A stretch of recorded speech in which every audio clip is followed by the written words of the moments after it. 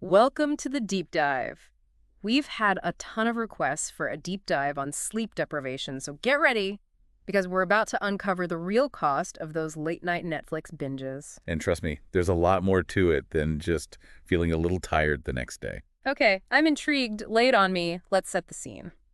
It's Wednesday. You're dragging yourself through the day, reaching for that third cup of coffee just to keep your eyes open. Been there? Sound familiar? We've all been there.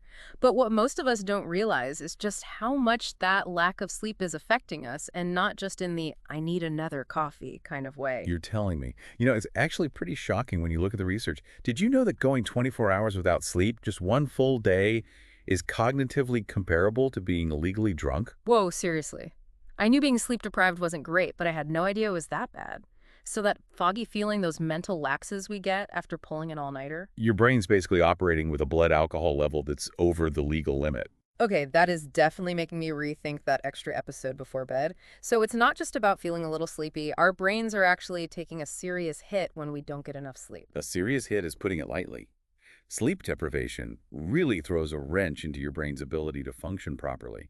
We're talking focus, information processing, memory, all those things that are, kind of important for, like, daily life. Yikes, I'm starting to see the problem here. So what's happening behind the scenes, so to speak, with our mood when we're sleep deprived? Why are we so much more likely to, say, snap at someone or just feel on edge after a rough night? Well, think about it this way. Have you ever noticed that you're just more irritable or quick to anger when you're running on empty? Ugh, yes. There's a scientific reason for that. Sleep deprivation actually sends your brain's emotional centers into overdrive. Ah, so that explains the whole sleep deprivation makes you crazy thing. Basically, Yeah. it becomes way harder to stay calm, manage your stress, and just keep those emotions in check when your brain is running on fumes. Okay, so not only are we forgetful, slow, and basically unable to think straight when we're sleep deprived, but we're also prone to emotional roller coasters. This is way more intense than I thought it was going to be. And we're not even done yet. It gets worse. It does. We haven't even touched on the physical health consequences yet. Oh, no. Okay, hit me with it. What's the damage on the physical side of things? Well, first and foremost, chronic sleep deprivation absolutely weakens your immune system, which makes you more susceptible to every little bug going around. That makes a lot of sense. You know how you're way more likely to catch a cold when you're exhausted and stressed? That's your immune system basically waving a white flag because it hasn't had a chance to recharge. Ah. It's like running your car on fumes for too long. Eventually, something's got to give. So I'm basically doing my immune system zero favors by staying up late. Got it.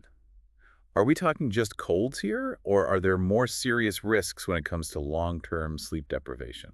Sadly, there are. And they're not to be taken lightly. Okay, I'm officially concerned.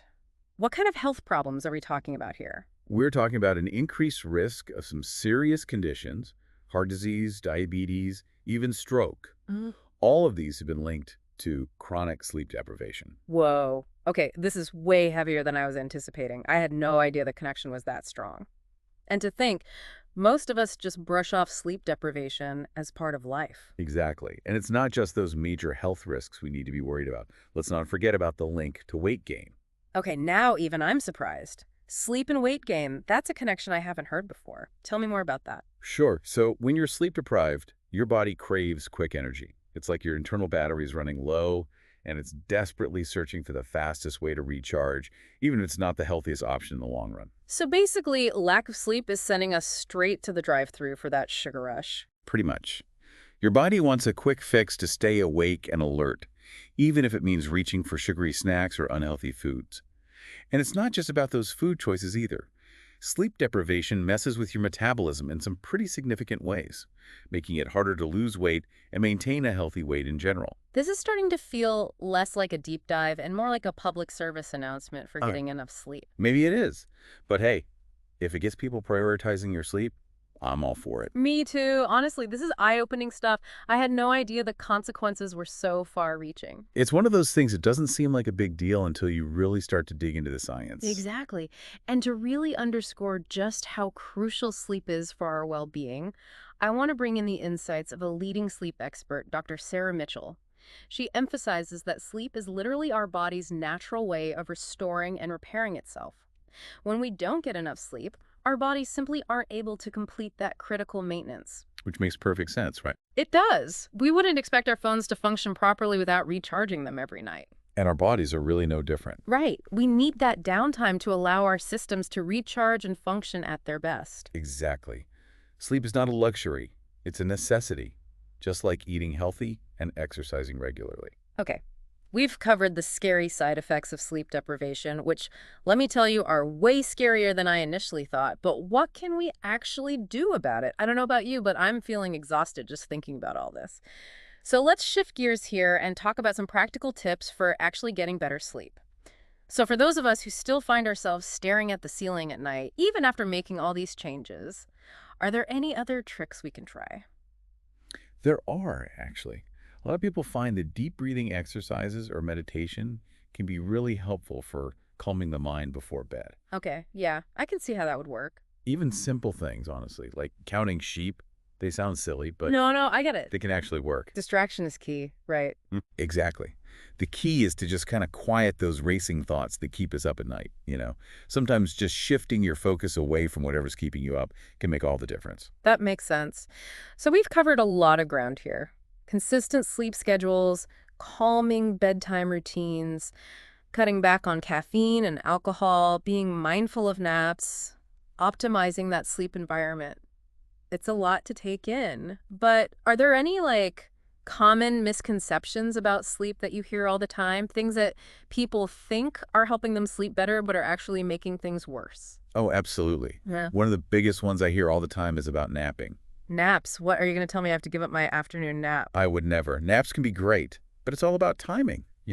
A short nap earlier in the day, like 20, 30 minutes max, can actually be really beneficial. It can boost your alertness, improve your mood. Yeah, it's like a reset button for your brain. Exactly. But the problem is when those naps stretch longer or you end up napping too late in the afternoon. Okay. So basically strategic napping is what we're going for here. It's exactly. Short power naps early in the day, good. Long, luxurious naps close to bedtime, not so good. Got it. No more 3-hour naps for me. Are there any other sleep myths out there that we need to debunk? Another big one is the whole I'll just tire myself out during the day, then I'll definitely fall asleep tonight mentality. Oh, yeah, I've definitely tried that one. Results were mixed, to say the least. It makes sense in theory, right? But it's not always that simple. While regular exercise is definitely important for good sleep, overexerting yourself right before bed can actually have the opposite effect. So no more intense workouts right before trying to fall asleep.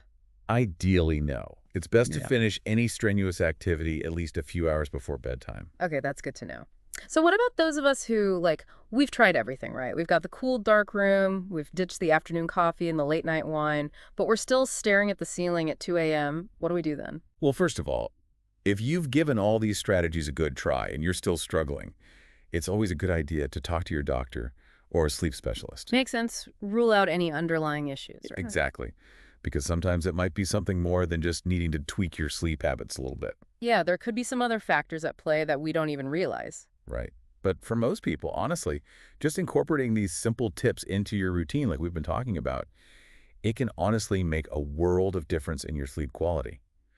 And when your sleep improves, everything else improves too, right? Your mood, your energy levels, your focus. It's amazing how much of a difference a good night's sleep can make. It really is. It affects every aspect of our lives, and yet so many of us just kind of push it aside and think, oh, we'll sleep when we're dead. Which is the worst thing you can do. The absolute worst. Sleep is essential for us to function properly. It's not just about feeling well rested. It's about protecting our physical and mental health in the long run. I couldn't agree more. This deep dive has been a real eye-opener. I know I've learned a lot, and I hope our listeners have too. Me too. So the key takeaway here is that sleep deprivation is no joke.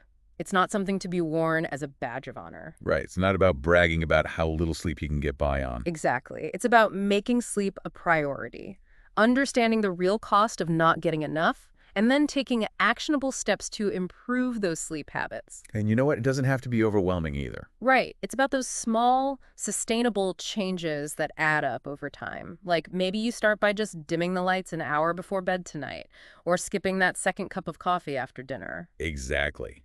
Start small, be consistent, and I think you'll be amazed at the difference it makes. I'm definitely feeling motivated to up my sleep game now. Thanks for all the incredible insights. My pleasure. It's been great chatting with you. And thank you all for joining us on this deep